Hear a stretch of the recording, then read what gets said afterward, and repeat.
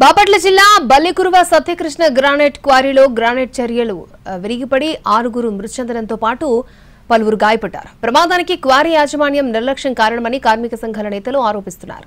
తరచూ ఇలాంటి ఘటనలు చోటు చేసుకుంటున్నా గ్రానైట్ యాజమాన్యాలు చర్యలు తీసుకోవడం లేదని ఆవేదన వ్యక్తం చేస్తున్నారు. ఈ ఘటనపై మరింత సమాచారాన్ని బల్లికురువ నుంచి మా ప్రతినిధి సురేష్ అందిస్తారు.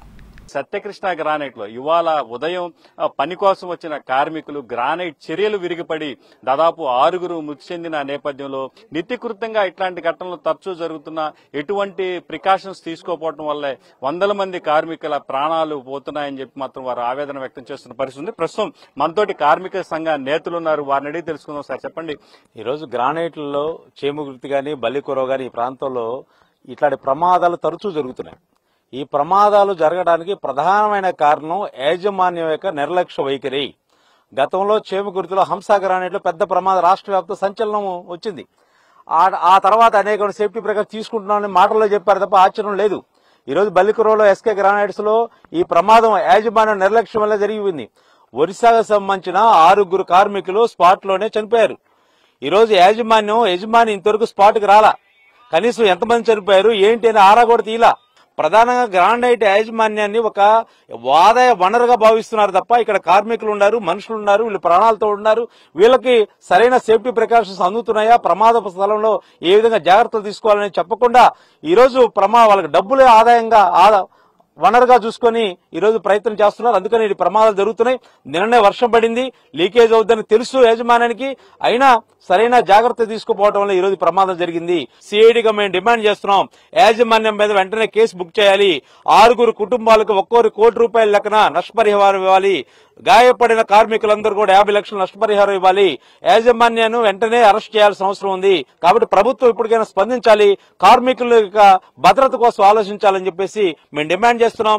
వెంటనే యాజమాన్యాన్ని అరెస్ట్ చేయాలని చెప్పి కోరుతా ఉన్నాం. అయితే మీరు చెప్పండి, ఒక పక్క నిన్న వర్షం పడ్డ సమయంలో కూడా ఈ రోజు పనికి అనుమతించడం వల్ల ఇట్లాంటి ఘటన జరిగిందని చెప్తున్నారు. అంటే మీరే విధంగా చూస్తారు?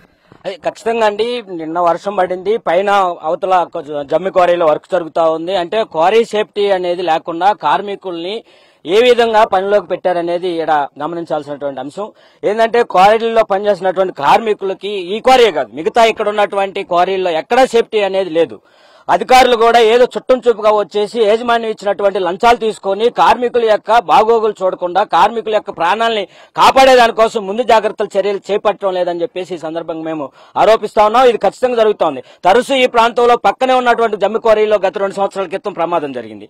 పక్కనే కాశిరెడ్డి క్వారీలో గత 3 సంవత్సరాల క్రితం ప్రమాదం జరిగి చనిపోతా ఉన్నారు. అంటే నిత్యకృత్యంగా ప్రమాదం జరిగి కార్మికులు పిట్టల్లాగా ప్రాణాలు కోల్పోతామంటే కార్మికులు ప్రాణాలు కాపాడాల్సినటువంటి అధికారులు ఎవరైతే ఉన్నారో కార్మిక అధికారులు గాని, మైనింగ్ అధికారులు గాని, పోలీసులు గాని ఇక్కడ ఉన్నటువంటి ఏది భద్రతా చర్యలు చేపట్టడంలో లోపం జరుగుతా ఉంది.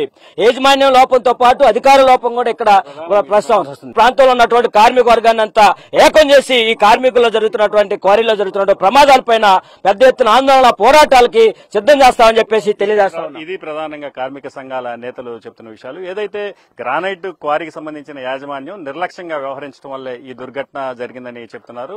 మృతుల మరణాలకు కారణమైన క్వారీ యాజమాన్యాన్ని తక్షణమే అరెస్ట్ చేయడంతో పాటు మృతి చెందిన ఒరిస్సా కార్మికుల కుటుంబానికి ₹1 కోటి చొప్పున నష్టపరిహారం, అదేవిధంగా ప్రమాదానికి గురైన కార్మికుడి కుటుంబానికి ₹50 లక్షల చొప్పున ఎక్స్గ్రేషియా ప్రకటించాలని మాత్రం కార్మిక సంఘాల నేతలు డిమాండ్ చేస్తున్న పరిస్థితి. ఇది ప్రస్తుతం ఇక్కడున్న తాజా పరిస్థితి. బల్లికురువ నుంచి కెమెరామెన్ నారాజ్తో సురేష్, ఎన్టీవీ.